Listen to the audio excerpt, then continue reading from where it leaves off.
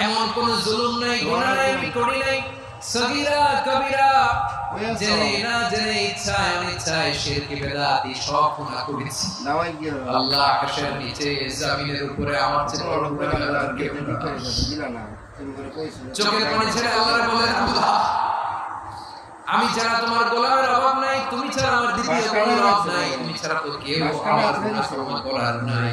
তুমি আমার রব, তুমি আমার সব। বলতে পারবেন এই তাকরীর আমার পটুয়াখালী ভাই, এই স্বীকৃতিটা দেখতে আল্লাহ আমাদের ভালোবাসেন। কারণ আমরা সবাই গুনাহগার, আমরা সবাই কি বিশ্বনবী বলেন কুল্লুকুম খাত্তাউন, না বনি আদম তোমরা সবাই পাপী। সবাই কি? সবাই পাপী। আমরা সবাই পাপী। আপন পাপের বাটখারা দিয়ে অন্যের পাপ মাপি।